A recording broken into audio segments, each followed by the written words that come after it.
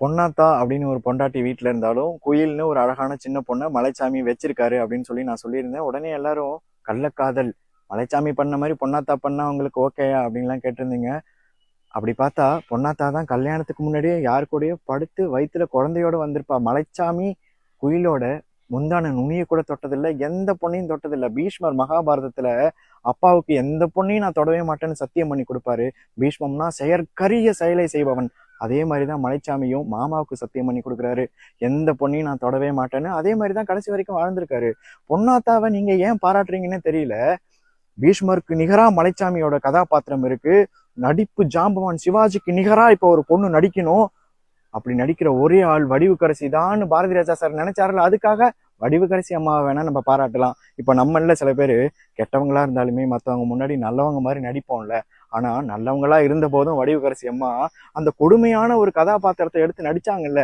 அதுக்காக வேணா வடிவுக்கரசி அம்மாவை நம்ம பாராட்டலாம்.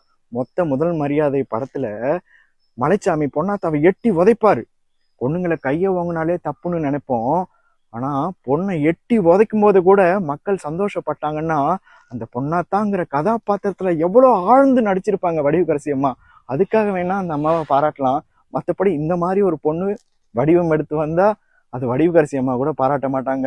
எல்லாரும் அவன் கூட படுத்தான், இவ கூட படுத்தான்னு அந்த படுக்கைய அது காமத்தின் பக்கங்கள், அதை பத்தி பேசாதீங்க. காதல் மரண படுக்கையிலையும் ஒருத்தன் தான் ஒருத்தி தான்னு நினைச்சு வாழ்றது. அது காதல் நடத்தைய பத்தி பேசாது. 3ஆம் பிறையில விபச்சார விடுதியிலிருந்து ஒருத்திய கூப்பிட்டு காதலிப்பான். அவ விட்டுட்டு போனப்ப கூட நடத்தைய பத்தியே பேச மாட்டான். அதுதான் காதல். கட்டத்து தமிழ்ல விபச்சாரியா இன்னொருத்தவங்க கூட கட்டில படுத்திருப்பா காதலி. அப்படியே அவ பயந்து பாப்பா காதலனை. பரவாயில்ல, என்ன இருந்தாலும் நீ என் காதலி தான்னு அவன் சொல்லுவான். நடத்தைய பத்தி பேச மாட்டான். எப்பவுமே காதல் நடத்தைய பத்தி பேசவே பேசாதுங்க. பாரதி ராஜா சார் கிராமத்துல காலடி எடுத்து வைக்கிறாரு ஒரு படம் எடுக்க அப்படின்னா அந்த காலடி தடம் கூட ஒரு படம். அதுல இருந்து ஒரு மண்ணு பறந்து தூசி கண்ணுல பட்டா கூட அது கூட யாரையுமே உறுத்தாதுங்க. பாரதி ராஜா சார் எடுத்த இந்த மலைச்சாமி குயில்ங்கிற கதாபாத்திரம் ஒரு காவியம்.